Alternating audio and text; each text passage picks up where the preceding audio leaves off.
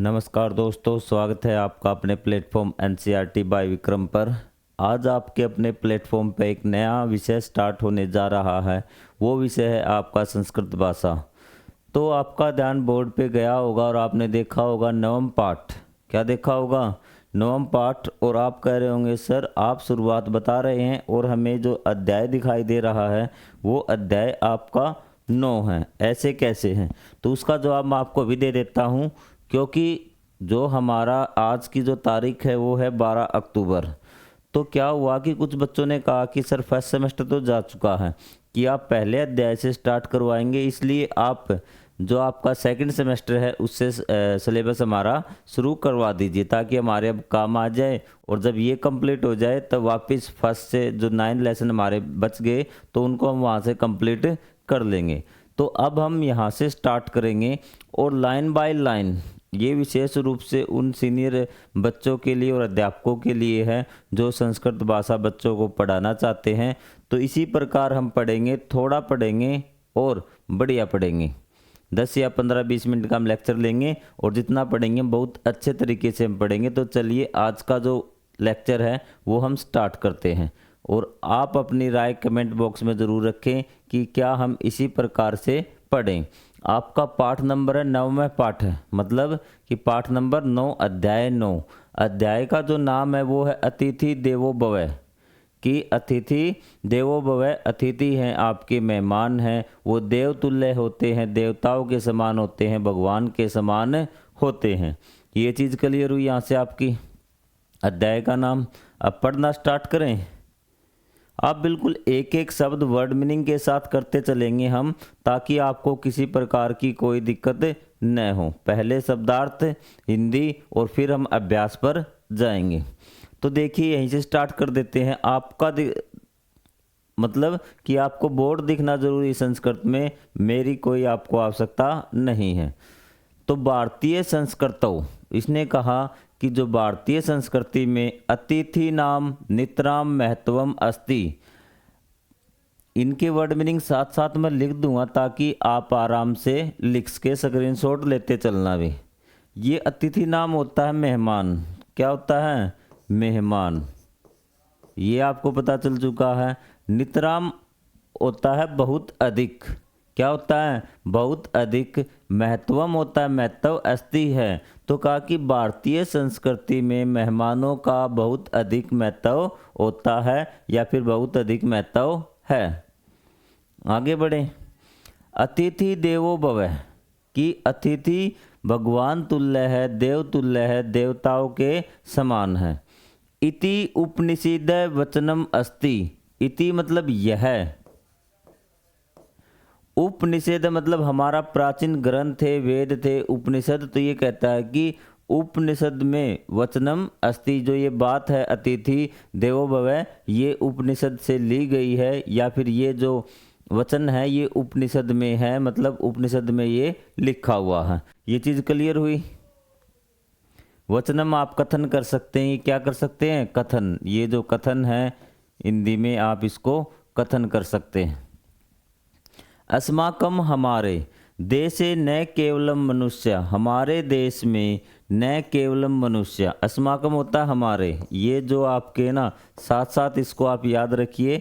हमारे देशे न केवलम मनुष्य, न केवल मनुष्य, अपितु बल्कि, अपितु मतलब बल्कि, अन्य प्राणी न अपि, और प्राणी भी। ठीक है, जो दूसरे प्राणी हैं, जैसे है तो सारे प्राणी हैं, मनुष्य भी एक प्राणी है, तो इसने कहा सिर्फ मनुष्य ही नहीं अन्य प्राणी भी अतिथि रूपेण प्रीति पात्राणी भवंती। जो अतिथि के रूप में प्रीति पात्राणी होता है कि वो स्नेह के योग्य होते हैं, स्नेह पाने योग्य, उनको समझा जाता है। किसने कहा कि सिर्फ मनुष्य को ही नहीं, अन्य जो आपके जीव जंतु है उनको भी अतिथि के रूप में समझा जाता है। प्रीति पात्राणी का मतलब होता है प्रेम पाने योग्य, स्नेह पाने योग्य। प्रीति आपका प्रेम, पात्राणी के योग्य। ठीक है, अन्य जानवर भी अतिथि के समान स्नेह पाने के योग्य हैं। क्लियर है बात? अतिथि सेवा, अतिथि की जो सेवा है पंच महायज्ञेषु, जो आपके 5 महायज्ञ बताए गए हैं उसमें आपके ग्रंथों में, तो उनमें से अंतर्भवती मतलब उसमें सम्मिलित है। 5 चीज़ें बताई गई है आपकी, 5 महायज्ञ जिनको नाम दिया गया है। वैसे आपसे कोई बच्चा पूछ भी ले तो 5 महायज्ञ कौन से होते हैं, तो शायद मैं अगर यहाँ से याद करने की कोशिश करूँ, पहला यज्ञ होता है आपको शिक्षा प्राप्त करनी है, विद्या प्राप्त करनी है, अपने गुरुजनों का आदर करना है, पहला यज्ञ हो गया। दूसरा यज्ञ है आपको माता पिता की सेवा करनी है, दूसरा यज्ञ हो गया। दूसरे यज्ञ में ये बात बताई गई कि आपको माता पिता की सेवा करनी है। तीसरे यज्ञ में आपको बताई गई है कि आपको अपने पितरों की, जो पूर्वज थे, उनका सम्मान करना है, 3 हो गए। चौथे यज्ञ में आपको बताई गई है कि आपको अन्य किसी जीव जंतु को किसी प्रकार की हानि नहीं पहुंचानी पड़ती, मतलब कि दूसरे जो जीव जंतु उनको मारना नहीं, प्रकृति को नुकसान नहीं पहुंचाना है। अब आपका पांचवें में आपको सहयोग की भावना, अतिथि सत्कार के बारे में बताई गई है। तो आप समझ गए आपको कि ये 5 महायज्ञ के अंतर्गत आता है, उसमें अंतर्भवती मतलब सम्मिलित है, शामिल है। अतिथि देवो भव, जो ये अतिथि देवो भव है कि अतिथि देवतुल्य है। इति वचनम, यह वचन अतिथि सेवायाय, मतलब अतिथि की सेवा का भाव है, जो अतिथि की सेवा करने का भाव आता है ना, भावना आती है। सर्वेषु मतलब सब में, जागृति मतलब जागृत भवती करता है या होता है। जो ये शब्द है ना आपका, जो ये वचन है, अतिथि भगवान समान होते हैं, ये जो इस बात से सभी के अंदर अतिथि सेवा का भाव जागृत होता है, सभी के अंदर अतिथि सेवा का भाव जागृत होता है। तो इसका मतलब होता है सर्वेषु का मतलब सब में, क्या होता है, सब में। क्लियर हुई ये चीज? प्रीति पात्राणी लिख लिया होगा आपने, तो इसका एक बार आप स्क्रीनशॉट ले सकते हैं, ठीक है। अच्छा, आगे रहता है तादर्श, ठीक है, इसी प्रकार का, ऐसा ही या फिर इसी प्रकार का, कश्चन कोई एक, कश्चन मतलब कोई एक, प्रसंग मतलब कोई बात या कहानी। आप ये मान के एक कहानी मान लीजिए कि प्रसंग, कोई प्रसंग, हिंदी में आप इसको कहेंगे ना, एक प्रसंग या कथा बोल सकते हैं आप कि प्रसंग अत्तर पाठे दर्शति, इस पाठ में दर्शाया गया है, बताया गया है, एक ऐसी ही कहानी, ऐसी ही कथा इस पाठ में बताई गई है भी, ठीक है। तादर्श मतलब इसी प्रकार की, कौन से प्रकार की, जिसमें मेहमानों को, आपको चीजें क्लियर हुई? इसी प्रकार हम पढ़ते चलें। आप कमेंट बॉक्स में बता दीजिए कि सर हमें इसी प्रकार से पढ़ना है, तो मैं आपको उसी प्रकार से ही पढ़ाऊंगा। किसी प्रकार की आप टेंशन मत ले कि अगर हमें संस्कृत पढ़ाने का बीड़ा उठा लिया है तो संस्कृत में आपको पार लगवा के ही छोड़ेंगे। अब ये राधिका ऐसु दिनेशु कुर्दमाना एवं चलती, इसका मतलब है कि ऊपर वाले आपको याद हो गए, ऊपर वाले आप किसी प्रकार की टेंशन मत ले। एक बार बच्चा कह रहा है कि रुक जाओ, तो हम रुक जाते हैं अभी।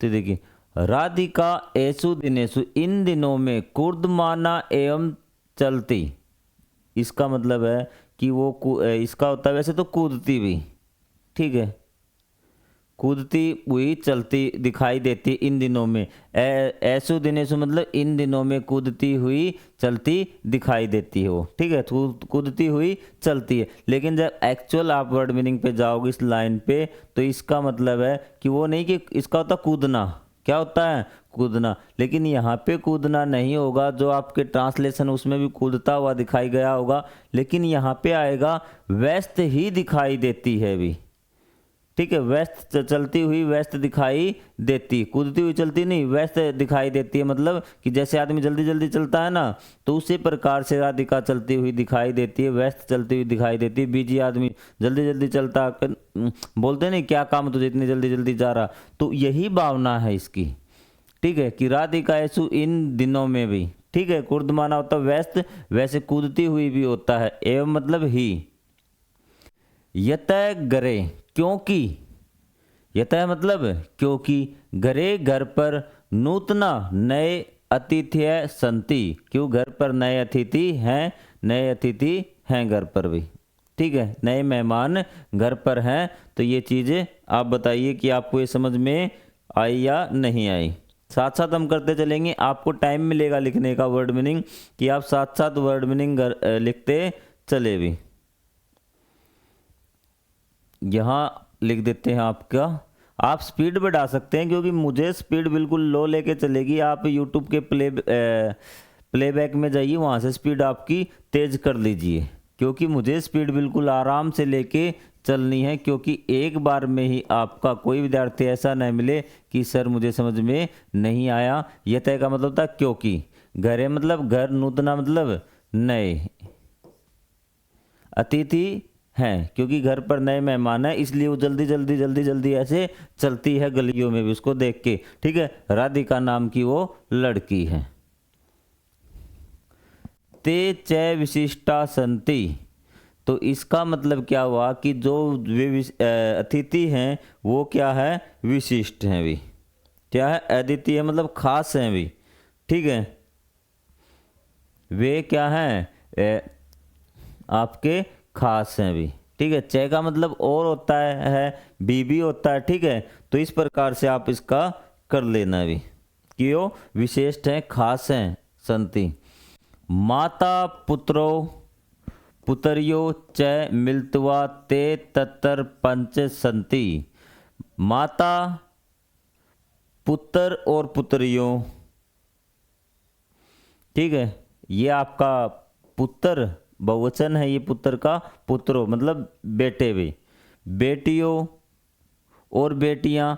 आपको बता था ना कि ये च है ना, इसका मतलब और होता है। ये कहता है कि माता पुत्र और च आपका पहले आता और बेटियां मिलकर, ठीक है। ते तत्तर पंच संति, वे वहां पर कितने हैं, 5 हैं। वे वहां पर कितने हैं, 5 हैं। ते तत्तर मतलब वहां पर, पंच संति वो वहां पर 5 है। एक बार मार ले रिवीजन। राधिका एसु दिनेशु, राधिका इन दिनों में कूर्दमाना एवं चलती, वो कह रही है कि राधिका इन दिनों में व्यस्त चलती हुई दिखाई देती या व्यस्त ही है। राधिका इन दिनों में व्यस्त ही है, व्यस्त चलती दिखाई, यत क्योंकि घरे नूतना, घर पर नूतना मतलब नए, अतीत है संति, कि घर पर नए मेहमान हैं। ते च विशिष्टा संति, वे क्या है, विशिष्ट ही हैं, विशिष्ट भी हैं मतलब खास हैं वे।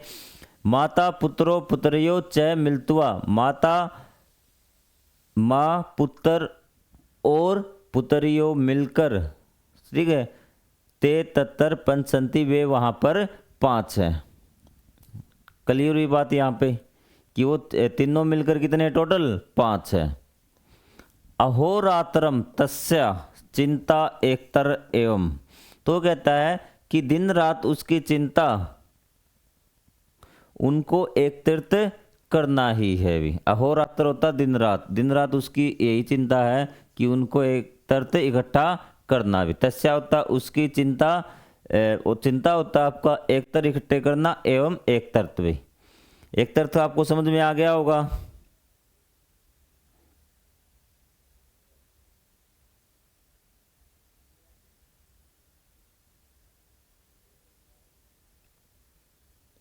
ठीक है, ठीक है। या फिर आप दिन रात तस्या चिंता, चिंता होता आप ध्यान कर लीजिए, एक तरफ एक ही जगह उसका ध्यान है। एक्यूरेट लाइन यही बनेगी कि एक ही जगह उसका ध्यान है। वो कहाँ है, ग्रसस छदा ऊपरी, जो घर की जो छत है ना उसके ऊपर है। कहाँ है, घर की छत के ऊपर है, ठीक है। अहोरात दिन रात तस्या, उसकी चिंता मतलब ध्यान, एकतर एवं एक ही जगह है, वो आपका उसकी छत पर है। तत्तर एव तस्या मन अस्ति, और वहीं पर उसका मन है भी।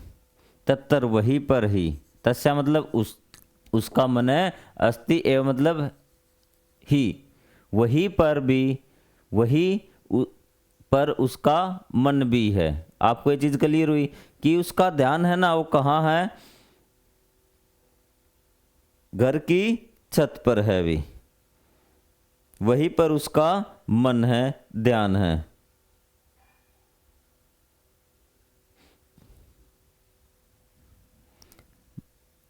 कुतूहलम अस्ति मतलब जिज्ञासा है ना, उत्सुक आप हो रहे हैं कि वो 5 मेहमानों का भी बात नहीं आई कि वो 5 मेहमान कौन कौन से हैं। के ते इति वे कौन है भी। कुतूहलम होता है कि आपका क्या होना, उत्साहित होना, क्या होता है, जिज्ञासा होना, आपके मन में जानने की इच्छा। यहाँ आप जिज्ञासा लिख सकते हैं, क्या लिख सकते हैं, जिज्ञासा। कॉपी पेन साथ रखना, बिल्कुल आराम से आप करना भी, क्योंकि संस्कृत है, आराम से पढ़ेंगे उतना ही आपको बढ़िया, बिल्कुल आराम से, कम पढ़ लेना, जितना पढ़ो एक दिन में उतना आपको अच्छे से करना है। क्लियर है बात। तो यहाँ तक आप हो गए कि आपके मन में जिज्ञासा है कि क्या जिज्ञासा है आपके मन में, के ते इति, के ते इति, कि ये कौन है भी। इसका मतलब ये कौन है, ये कौन है मेहमान जो हैं 5 आपके, ये कौन है भी। यह के मतलब कौन, ये कौन है, ये कौन है। आपको समझ में आ गया।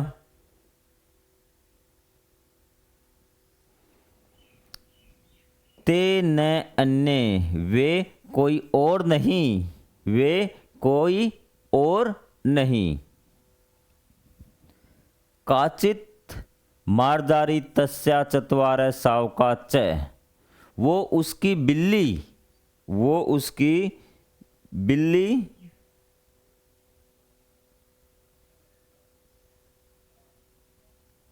काचित होता है निश्चित रूप से भी, क्या होता है, निश्चित रूप से, जरूर।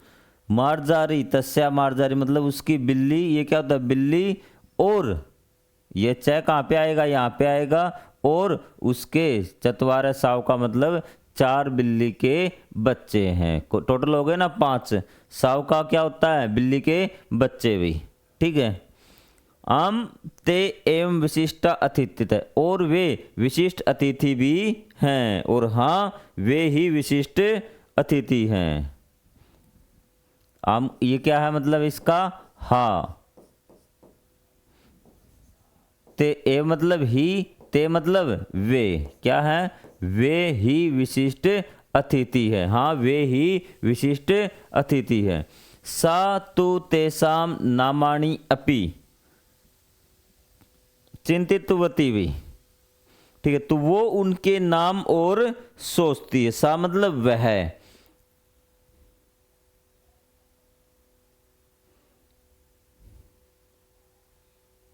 तू तब परंतु, तेसा मतलब उनके, नामानी मतलब नाम, अपि चिंतवंती मतलब उसके नाम के बारे में भी वो विचार करती है, ठीक है। चिंत मतलब सोचना भी।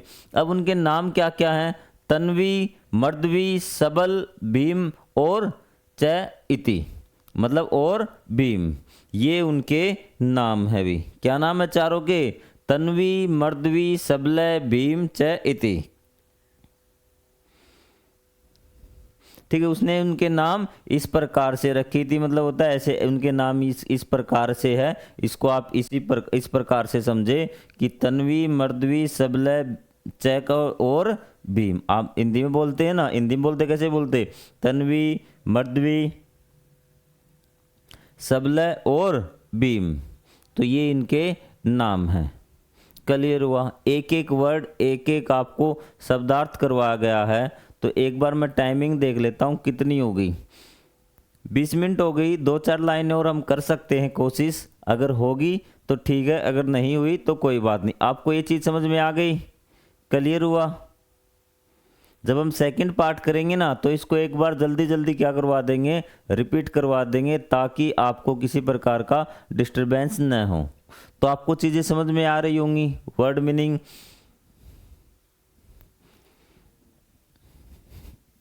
ठीक है।